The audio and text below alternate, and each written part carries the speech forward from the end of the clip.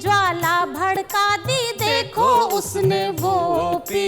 चमचों को ऑर्डर देकर बुलवाई उसने गोपी, और गोपी के चरणों में उसने धर दी अपनी टोपी। हाय धर दी अपनी टोपी। अरे फिर क्या हुआ? बताती हूँ।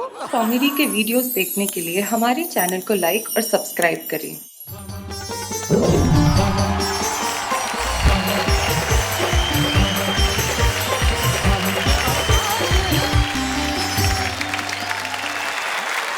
तो हमारे साथ हमारे सभी मित्र आज यहाँ एकत्रित हैं जो इस दिवाली एपिसोड में ऐसा धमाल करने वाले हैं कि आप करोड़ों दर्शक घरों में बैठ के कहेंगे वाह वाह क्या बात है। मैं जानता हूं कि दुनिया में इतने गम हैं, इतने तनाव हैं, इतनी परेशानियां हैं कि वहां सिर्फ एक ही चीज है जो आपको गमों से निजात दिला सकती है और वो है कविताएं। और आपकी खुशी को बढ़ाने के लिए मैं चाहता हूं कि असरदार प्रारंभ हो, और असरदार प्रारंभ के लिए हमारे पास सरदार तुक तुक है। तो जोरदार तालियों से हम स्वागत करें सरदार तुक तुक का।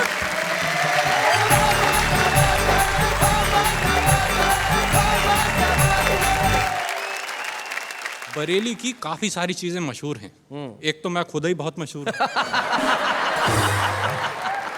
फिर बरेली का सुरमा बहुत मशहूर है जी। बरेली का झुमका बहुत मशहूर है। हाँ। और एक बरेली का पागल खाना बहुत मशहूर है। नहीं, अभी ममता जी आगरा से आई हैं, ये मेरे को बोल रही थी कि नहीं नहीं आगरा का पागल खाना बड़ा है, पर मेरा फर्स्ट हैंड एक्सपीरियंस है। बरेली के पागल खाने में फैसिलिटीज बहुत हैं। अच्छा। नहीं, जिसने एक्सपीरियंस किया है उसको ज्यादा मालूम होगा। आप लोग ये मत समझें कि मैं वहां पे रहता हूँ, नहीं मैं आता जाता रहता हूँ। मेरा एक फ्रेंड है वहाँ। तो एक दिन मैं उससे मिलने गया तो मैंने देखा वो अंदर पागल खाने में एक लेक है, उसके अंदर दही डाल रहा था। अच्छा। मैंने कहा क्या कर रहा है? कहता देखते नहीं लस्सी बना रहा हूँ। मैंने कहा इसीलिए लोग तुझे पागल बोलते हैं, इतनी सारी लस्सी तेरा बाप पिएगा?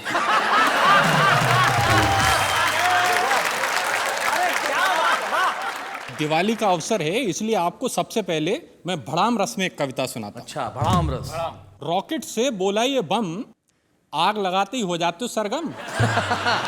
एक बार ट्राई करो, लीक से हटो। हाँ। कभी तो मर्दों की चौराट जोर से फटो। हाँ। रॉकेट बोला ये तेरे पिछले कर्मों की सजा है। अच्छा। कि भाड़ से फट जाता है। भैया फटने से कहीं ज्यादा मजा उड़ने में आता है। इस डिस्कशन में पकड़ा जोर, ढेर सारे पटाखे इकट्ठे हो गए चारों ओर। बम बोला मेरी आवाज से जग हिलता है। रॉकेट ने कहा मेरी आभा से नभ खिलता है। इतने में ही एक फुलझड़ी आई। हाय हाय हाय हाय। उसने दोनों की पूंछ में आग लगाई। 2 पल में सारा डिस्कशन सिमट गया। एक बेचारा हवा में उड़ गया, दूसरा वहीं पड़ा पड़ा फट गया। और इस कांड का सार क्या है? फुलझड़ियों से बच के रहना। फुलझड़ियों से बच के रहना, ये ऐन वक्त पे दगा देती हैं। कभी तो बम में लगा देती हैं आग, कभी रॉकेट से हवा में उड़ा देती। क्या बात है, वाह वाह वाह वाह वाह, बहुत अच्छे। ये कविता फुलझड़ियों से बच के रहना आपने इन्हें तो समर्पित नहीं की? इनके लिए मैं एक श्रृंगार रस की कविता कह देता। श्रृंगार रस की? जी जी, बहुत खुश होंगी ये। एक बार हम मंच पर खड़े कविता सुना रहे थे, श्रोता श्रृंगार रस में डूबे जा रहे थे। अच्छा। हमारे कंठ से कविता कामनी बही जा रही थी, परंतु हमारी नजर पहली पंक्ति के आगे नहीं बढ़ पा रही थी। अच्छा। क्योंकि पहली पंक्ति में बैठी एक बाला बार बार हमें देखकर मुस्कुरा रही थी। हाय हाय हाय। और लगातार अपनी सैंडल सहला रही थी। जब काफी देर तक ये प्रक्रिया नहीं रुकने पाई तो हमारी अंतरात्मा जोर से चिल्लाई। हमने कहा हे देवी, क्यों सेंटर की पॉलिसी अपना रही हो? ऊपर से मुस्कुरा रही हो, नीचे से चप्पल दिखा रही हो। हाँ। अरे अगर खुंदक आ रही है तो खुंदक उतारो, चप्पल उतारो और दे मारो। वो बोली कविवर आप व्यर्थ ही घबरा रहे हैं, शायद मेरा व्यवहार समझ नहीं पा रहे हैं। आपके श्रृंगार रस में गोते लगा रही हूँ, इसलिए बार बार मुस्कुरा रही हूँ। और मेरे पति कहीं गोते ना लगाने लगे, इसलिए ये सैंडल सहला रही हूँ। बहुत अच्छे। पसंद आई आपको? हाँ, बहुत अच्छी है। दूसरी वाली आपको नहीं समर्पित करूंगा। नहीं कीजिए, नहीं, बड़ी मैंने स्पोर्टिंग है। आप पहले सुन लीजिए, उसके बाद कहिएगा आपको चाहिए समर्पण कि नहीं चाहिए। एक बार हास्य कवि सम्मेलन में जब हमने श्रृंगार की कविता सुनाई तो एक कवित्री हमारे पास आई, बोली जब कविता लिखनी नहीं आती है तो क्यों कविता पे जुल्म ढाते हो? हाँ। मेरी चोटी को भैंस की पूंछ बताते हो? और ये कविता तुमने किस मुहूर्त में रची है? मेरी उपमा देने को भैंस ही बची है। मैंने कहा देवी जी, मुझे अभी अभी आपके दिमाग में बसी गलत फहमी दिखी है। मैडम, ये कविता मैंने आप पे नहीं भैंस पे लिखी है।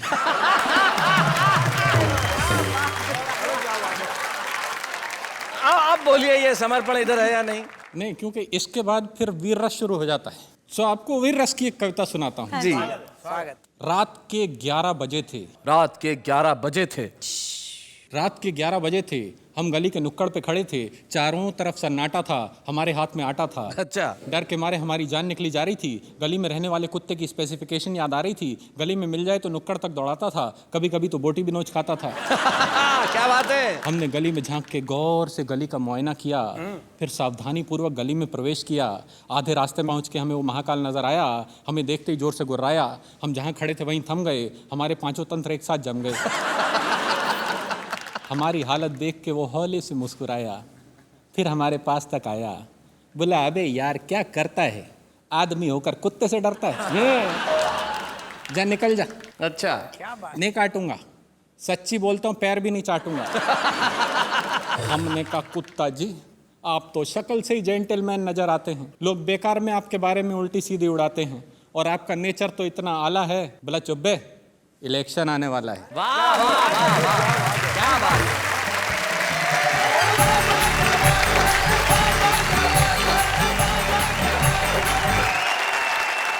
बहुत बढ़िया, बहुत बढ़िया, बहुत बढ़िया भाई तुक जी, आपने कमाल कर दिया। आपकी कविताओं में सिर्फ हास्य नहीं था, व्यंग्य की धार भी थी, और आपने जिस सहज ढंग से कविताओं को सुनाया, और सबसे बड़ी चीज जो बरेली वाला भाषा का टच था।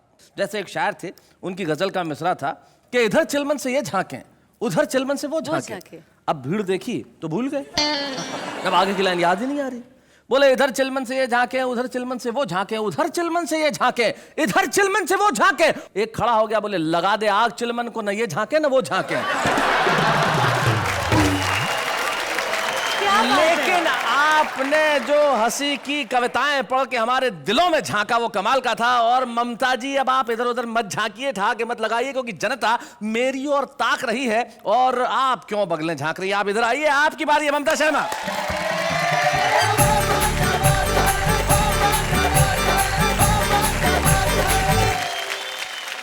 दिवाली नजदीक आ रही है। देश में नेताओं की जो स्थितियां हैं उस पर एक मेरी पैरोडी है, आपके बीच पढ़ती हूँ जी। कि नेता गिरा रे वोटों के बीच बाजार में, नेता गिरा रे वोटों के बीच बाजार में, नेता गिरा, नेता गिरा, नेता गिरा, हाय हाय हाय, नेता गिरा रे वोटों के बीच बाजार में, नेता गिरा रे। पंक्तियां देखेगा कि आए नेता 5 बरस में घर में चोरी चोरी, आए नेता 5 बरस में घर में चोरी चोरी, जनता से बोला जितवा दे खेलेंगे फिर होरी, जनता बोली वोट तो ले ले राहत दे दे थोड़ी, जनता बोली वोट तो ले ले राहत दे दे थोड़ी, अरे लेकर वोट कसाई ने भर लीनी खूब तिजोरी, भर लीनी खूब तिजोरी। फिर क्या हुआ?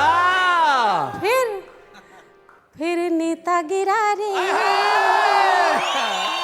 कि नेता गिरा रे नोटों के फुल अंबार पे, नेता गिरा रे नोटों के फुल अंबार पे, नेता गिरा रे वोटों के बीच बाजार में, नेता गिरा रे।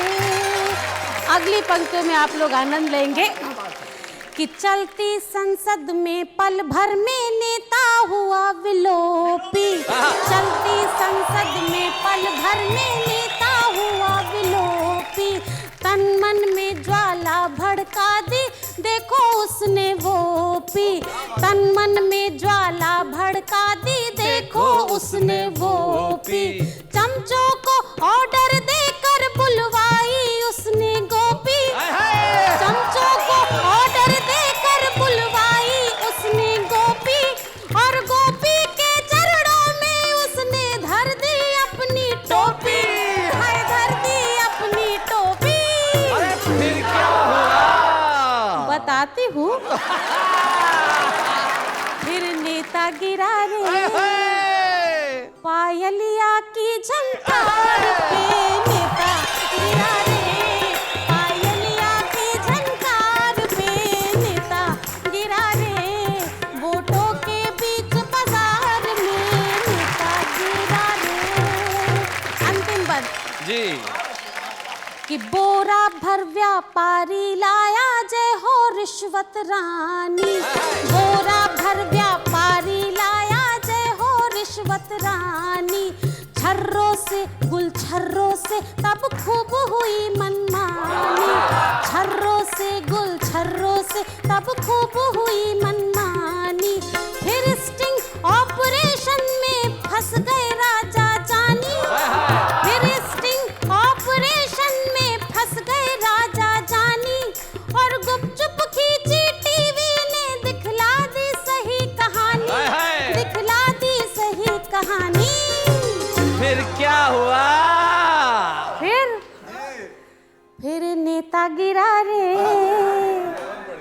सीधे ही जेल तिहाड़ में। नेता गिरा रे सीधे ही जेल तिहाड़ में, नेता गिरा रे वोटों के बीच बाजार में, नेता गिरा रे।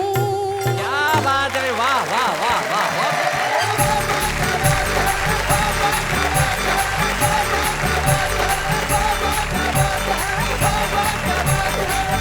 क्या बात है ममता जी, भाई आपने कमाल कर दिया। सिर्फ दो ही शेर मुझे याद आते हैं। मुनव्वर राणा साहब यूं कहते हैं कि हम कुछ इस तरह तेरे चेहरे के दीदार में खो जाते हैं, हम कुछ इस तरह तेरे चेहरे के दीदार में खो जाते हैं, जैसे बच्चे भरे बाजार में खो जाते हैं। क्या बात है, वाह वाह। जैसे बच्चे भरे बाजार में खो जाते हैं। और जो अगली बात इस देश की सच्चाई की, मेरी खुददारी ने किया है एहसान मुझ पर, वरना जो जाते हैं दरबार में खो जाते हैं। लेकिन हमारे बीच एक ऐसे कवि हैं जो दरबारों में खोए नहीं, उनकी कलम ने हमेशा सच लिखा। व्यंग की पकड़ रखने वाला एक ऐसा कवि जो सिर्फ कवि और कलमकार नहीं है, पत्रकार भी है। अपनी हास्य व्यंग की रचनाओं के साथ हमारे साथ हैं डॉक्टर सुरेश अवस्थी।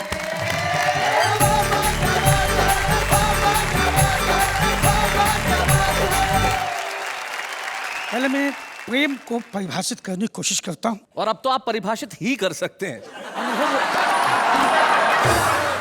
इसलिए कर सकता हूँ क्योंकि अनुभव बोलता है। जी अनुभव। समुद्र ने नदी से कहा कि कब तक कब तक कब तक, आखिर कब तक तू यूं ही मेरे खारे पानी में दौड़ दौड़ के गिरती रहेगी। वाह। तो नदी ने जवाब दिया, तब तक तब तक तब तक जब तक तुझ में मिठास न पैदा हो जाए। हाय हाय हाय हाय हाय, भाई क्या बात। सेम यही चीज संजय झाला के साथ हुई थी। इनके पिताजी ने पूछा कि आखिर कब तक तो इम्तिहान देता रहेगा। इसने कहा तब तक जब तक मैं पास नहीं हो जाता। अभी पिछले दिवाली को हमने हिंदी में पीएचडी की तो डॉक्टरेट को उपाधि मिली। मैं डॉक्टर सुरेश अवस्थी हो गया। बाहर नेम प्लेट ठोक दी गई जी। और घटना यूं घटी कि नाम के आगे डॉक्टर लिखा देखकर एक नेताजी भी गच्चा खा गए। सुबह सुबह इलाज कराने हमारे घर आ गए। क्या बात। बोले जब से कुर्सी पाई है भूख जाने का नाम ही नहीं ले रही। अच्छा, क्या बात है, क्या बात। इतना खाया है और खाओ का संदेश दे रही है। पता नहीं पेट में क्या चल रहा है घपला। टीएलसी डीएलसी ईसीजी जांच करा ली, कुछ नहीं निकला। अब इलाज सुनना। मैंने कहा नेताजी चिंता मत कीजिए, ये डॉक्टर आपको बिल्कुल सही उपाय बताएगा। एक बार सीबीआई जांच करा लो, सब कुछ निकल आएगा। बहुत अच्छे। हिंदुस्तानी पत्नियां वैसे तो साल भर कोई ना कोई डिमांड करती हैं जी, लेकिन दिवाली हो तो फिर डिमांड बहुत बढ़ जाती है। और जब डिमांड बढ़ती है तो घरों में क्या स्थितियां होती हैं। मैं अपने आंगन से कविता उठा के आपको समर्पित करता हूँ। जी सुनिए। कि अभावों से ऊब कर, गरीबी में डूब कर, दिवाली के दिन पत्नी बोली खींचकर कि हे एलोपैथी दवाइयों के साइड इफेक्ट कि हे एलोपैथी दवाइयों के साइड इफेक्ट झूठ बोलने में माहिर, सपने दिखाने में परफेक्ट, हाँ। मेरे बच्चों के तथाकथित बाप। बोले मेरे बच्चों के तथाकथित बाप, जिंदगी में कुछ नहीं करोगे आप, इसी शहर की छानते गए खाक। तुमसे तो ये अच्छे हैं जो टेलीविजन से कमा रहे हैं लाखों लाख। इसलिए कोई भी रास्ता अपनाओ, टेलीविजन में जाओ, एक अच्छे पति नहीं बन पाए, कम से कम करोड़पति बन के दिखाओ। भाई बहुत बढ़िया डॉक्टर। तो मैंने कहा है मेरी जिंदगी के कुकर की सनसनाती हुई सीटी, रातों की ट्यूबलाइट दिन की अंगीठी। क्या बात है। मुझे मालूम है कि कविताएं सपनों को हकीकत नहीं बना सकती। वाह वाह वाह। वो बेटियों का दर्द चाहे जितना गा लें, लेकिन उनके लिए दहेज का सामान नहीं जुटा सकती। भाई वाह वाह वाह, क्या बात है भाई, बहुत खूब। और ये वीर रस की कविताएं मंचों पर चाहे जितना आग लगाएं, लेकिन घर का बुझा हुआ चूल्हा नहीं सुलगा पाती हैं। और ये हास्य व्यंग की कविताएं भरे पेट वालों को चाहे जितना हंसाएं, लेकिन भूखे बच्चों के चेहरों पर मुस्कुराहट तक नहीं ला पाती। क्या बात है, वाह वाह वाह वाह, बहुत बढ़िया। तो मैंने कहा बावजूद इसके तू मेरी कलम की स्याही को आबाद गति से बहने दे, मुझे करोड़पति मत बना, सिर्फ पति ही रहने दे। क्या बात है। तो और खींच के बोली, वाह रे गरम मसाला के फटे हुए पाउच। मेरे लिए आह, बच्चों के लिए ओह, पड़ोसियों के लिए आउच। जरा सोच के देखिए कि गरीब पति कितना निरीह होता है, उसके गरीबी के नाम पर पूरा परिवार 8-8 आंसू होता है। और जरा सोच के देखिए, पति शब्द से पहले कहीं करोड़ शब्द जुड़ जाए तो आदमी अचानक बड़ा हो जाता है। वाह वाह। और उसके पहले कहीं राष्ट्र शब्द लग जाए तो पूरा देश हाथ बांध के खड़ा होता है। क्या बात है, वाह वाह वाह, बहुत अच्छे। मैंने कहा ये मोहल्ला छाप दिमाग की अंतरराष्ट्रीय फितूर, हवन कुंड में जली हुई कपूर, तो मुझे गलत रास्ते पे ले जा गई है, टेलीविजन की ओर धकिया गई है। मैं तेरे बहकावे में नहीं आऊंगा, करोड़पति बनना होगा तो टेलीविजन में क्यों, राजनीति में जाऊंगा। वाह वाह वाह, क्या बात है। क्योंकि राजनीति में, बैंक सुनिएगा, राजनीति में सिर्फ कमाल ही कमाल होता है। सुबह को भिखारी दास जाता है, शाम को करोड़े लाल होता है। वाह वाह, क्या बात है। मैंने कहा पगली, राजनीति का लेन देन तो बड़ों बड़ों को नहीं दिखता है, वहां सड़े से सड़ा नेता करोड़ों में बिकता है। क्या बात है भाई, वाह वाह वाह, बहुत अच्छे। तो और खींच के बोली, वाह रे मेरी सुहाग की साड़ी के फटे हुए फाल। बोले वाह रे मेरी सुहाग के साड़ी के फटे हुए फाल, मिस्टर मुंगेरी लाल, नीति से कमा नहीं पाए, राजनीति से कमाओगे, घर चला नहीं पाए, उदेश चलाओगे। क्या बात है, क्या बात है, वाह वाह। बोले घर चला नहीं पाए, देश चलाओगे, कह देती हूँ करोड़पति बनने नहीं गए तो ढूंढते रह जाओगे। वाह वाह वाह, बहुत अच्छे। तो मैंने उसे समझाया, प्यार से समझाया, मेरी प्यारी भोली बन्नो, शोले की बसंती चिंगारी की सन्नो, तू तो मेरे लिए गोल्ड है, तू तो मेरे लिए गोल्ड कॉइन है, तू तो मेरी लाइफ है, तू ही मेरी लाइफ लाइन है। तो न केवल हटो जी, कैसी कैसी बातें बनाते हो, घर में मुझे लाइफ लाइन बताते हो, जैसे मुझे मालूम नहीं कि बाहर जाके कहाँ कहाँ लाइन लगाते हो। बहुत अच्छे। तो मैंने उसे और प्यार से समझाया कि बेमतलब की महत्वाकांक्षा मत पालो, ये अमीर बनने का कांटा मन से निकालो। क्या बात है। नहीं तो मैं विदेश चला जाऊंगा, खूब पैसे कमाऊंगा, तुझे रोज पैसे भिजवाऊंगा, लेकिन लौट के वापस नहीं आऊंगा। क्या बात। ये सुन के वो सुबह सुबह के रोने लगी, मेरे कंधे पर अपना सर रख के आंसुओं से मेरा कंधा भिगोने लगी। बोली आंसुओं को हम मिलजुल कर गंगा जल समझ के पी लेंगे, लेकिन अभी हम इतने एडवांस नहीं हुए हैं कि पैसे की खातिर अलग अलग होके जी लेंगे। क्या बात है भाई, वाह वाह। कि पैसे की खातिर अलग अलग होके जी लेंगे, इसलिए मेरे जाने जाना, मुझे छोड़ के विदेश मत जाना। नहीं नहीं तो मैं जीते जी हो जाऊंगी सती। तो आज से तुम मेरे शिव, मैं तुम्हारी पार्वती, मैं तुम्हारी पार्वती, मैं तुम्हारी पार्वती। भाई क्या बात है।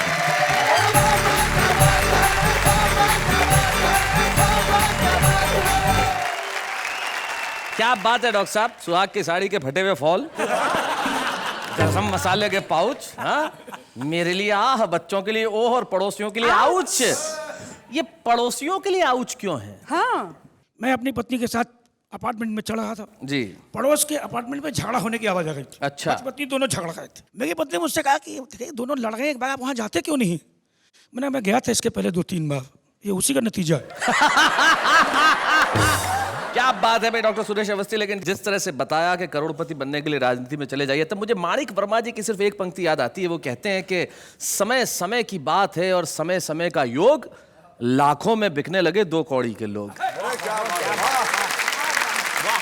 चलिए इसी बात पे मैं भी आपको पूछ रही हूँ कि आप जी। दिवाली में करने क्या वाले हैं? मैं और वो, हम दोनों मिलकर सफाई करने वाले हैं। मैं समझी। जी। वो कौन? वो यानी कि मेरी गर्लफ्रेंड, और हम दोनों मिलकर सफाई करने वाले हैं। हाँ हाँ, दिवाली में तो सफाई घर की होती है। नहीं नहीं, इन दोनों को अलग अलग सफाई कर रहे हैं। मैं घर की सफाई कर रहा हूँ, वो शॉपिंग करके मेरी जेब की सफाई कर रही है। ये बताइए जी। कि दिवाली के दिनों में आपने कभी शरारतें की है? बचपन में? अरे बहुत बहुत की है। जैसे कि? नहीं नहीं, बता नहीं सकता। बता दीजिए ना, घर के ही लोग हैं। अरे पर टीवी पे जो देख रहे हैं उनको मालूम पड़ जाएगा कि बचपन में उनके घरों के दरवाजे पे पटाखे छोड़ के मैं ही भागता था। बड़े छुपे रुस्तम थे। ये तो मेरे मोहल्ले की लड़कियां भी कहती थी। नहीं नहीं, लेकिन आज अब हमारी बारी है ये बताने की हमारा छुपा रुस्तम कौन है। हमारा छुपा रुस्तम जो आके यहाँ कविताएं सुनाएगा। ममता जी, आप ही के शहर से बुलाया है हमने हमारा छुपा रुस्तम। आप आगरा से हैं तो हमने सोचा चलिए आज आगरा ही सही। पवन आगरी।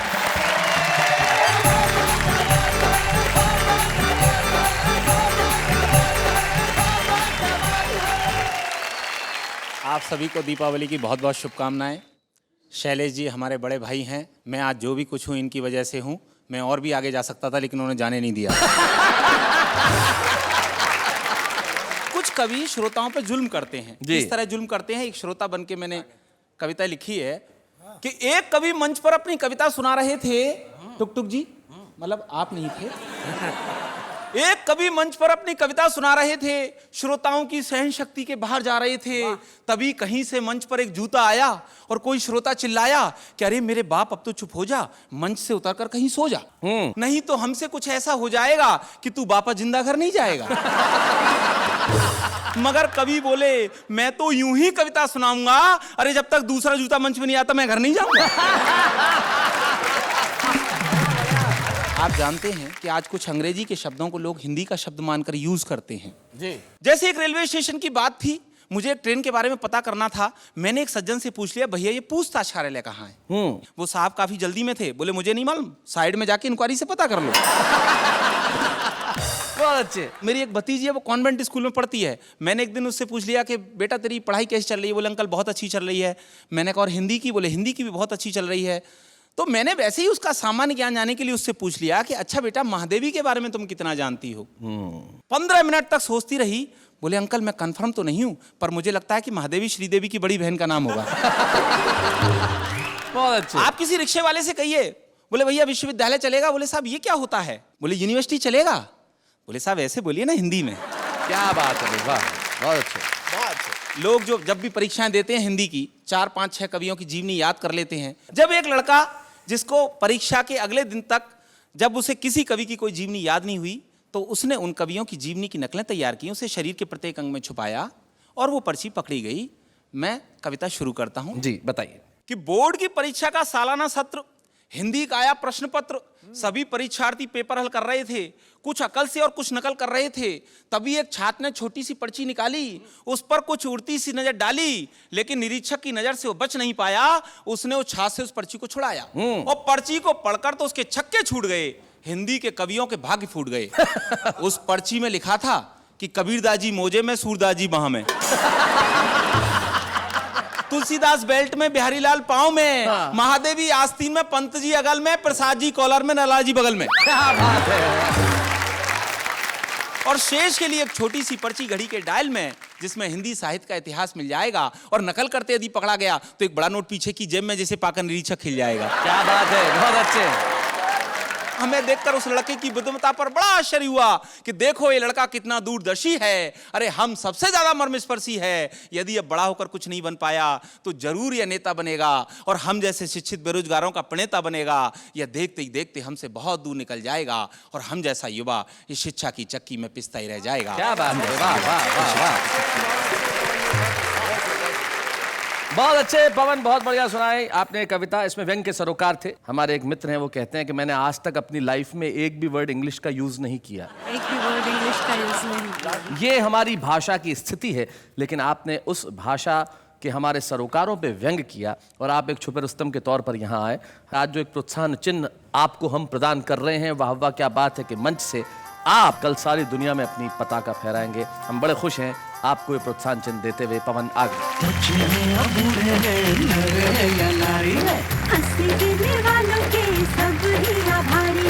कविता सुनाने वाले अब सबके साथ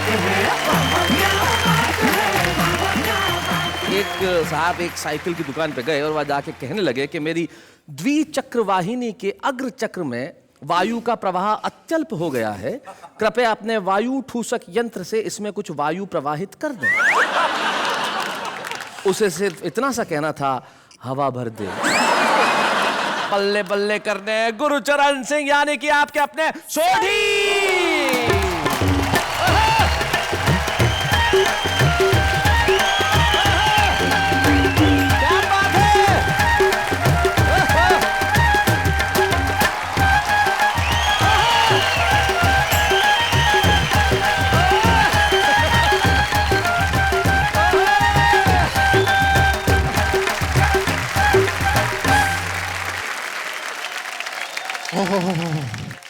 मजा आ गया मेहता साहब। क्या बात है? चले जी, ओ दिल खुश कर देता। आपने जिस तरह से उठाया, अच्छा हुआ ये डांस करने नहीं आई। ओ यार पहले बोलते अभी आ जाते हैं, इतने क्या।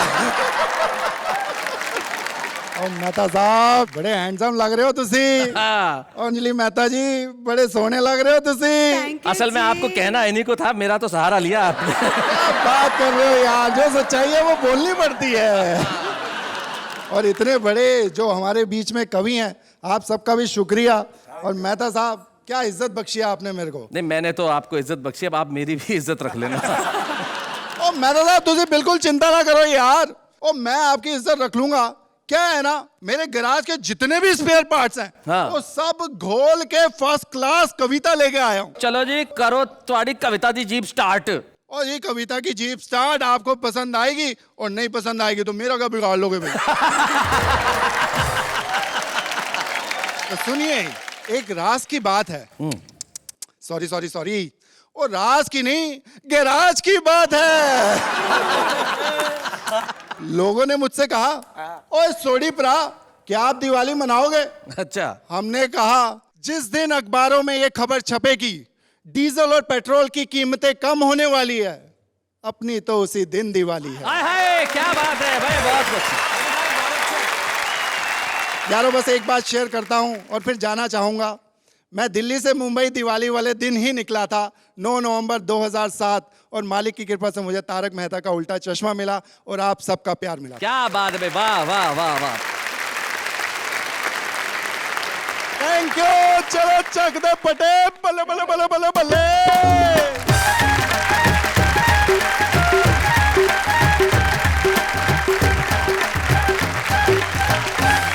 तो गुरुचरण सिंह ने कहा कि वो दिवाली के दिन दिल्ली से निकले और आज दिवाली का एपिसोड को खास बनाने आ गए। इसे कहते हैं ईश्वर की मेहरबानी जो हम सब पे बनी रहे। लेकिन कुछ खास लोग ऐसे होते हैं जिन पे माँ सरस्वती की मेहरबानी होती है, कृपा होती है। हमारे साथ हमारे एक ऐसे ही कवि मित्र हैं जिन्होंने पिछले कई वर्षों में सिर्फ कविताएं नहीं लिखी, बहुत सफल पत्रकार भी रहे हैं। हम सम्मानित करना चाहते हैं आज इस मंच पे डॉक्टर सुरेश अवस्थी।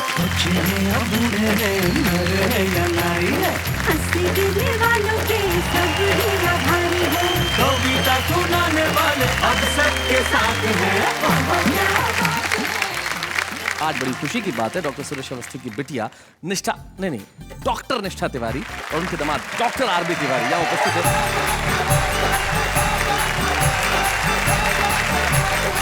एक ही घर में इतने डॉक्टर, फिर कोई मरीज तो होता ही नहीं होगा।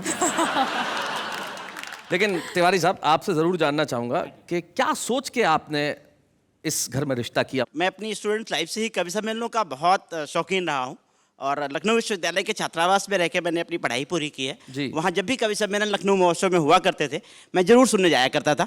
पापा जी को भी मैंने शादी से पहले ही सुना था। बात मेरे मन में ये भी थी कि ये शादी कर लेने के बाद मुझे कवि सम्मेलन तो कम से कम बहुत अच्छे सुनने को मिलेंगे।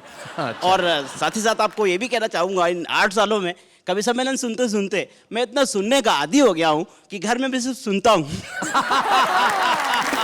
भाई बहुत अच्छे। तो जब आप इनके कवि सम्मेलन सुनते तो कहते ये ससुरा बहुत सुनाता है, इसे ससुर बनाऊंगा। निष्ठा, आप अपने पिता के लिए कुछ कहना चाहेंगी? हम उनके लिए 4 लाइनें आपसे बोलना चाहते हैं। जरूर जरूर सुनाएं। जिसकी माटी में हम खेले वो आंगन वो गांव है पापा, जिनके बल से चलना सीखा, जिनके बल से नापी दुनिया, वो पावन से पाँव है पापा। क्या बात है। हंसी खुशी ऊर्जा और उमंग जिनसे मिलती है हमको हरदम, वो सघन शीतल छाँव है पापा। क्या बात है भाई, वाह वाह वाह वाह। बात त्योहारों की है तो त्योहार खुशी बांटने का प्रतीक है, खुशी बांटने का दिन है। तब एक शायर के 2 शेर मुझे याद आते हैं जो मैं जाते जाते कहना चाहता हूँ। वो कहते हैं कि बेशक तू स्वीकार न कर लेकिन छिपकर वार न कर, और भूख गरीबी उसके घर अपने घर त्योहार न कर। तो हम चाहते हैं कि त्योहार हम मिलके मनाएं। कल हम मिलके मनाएंगे ठीक रात 10 बजे हंसी और खुशी का त्योहार, और कहेंगे वाह वाह क्या बात है।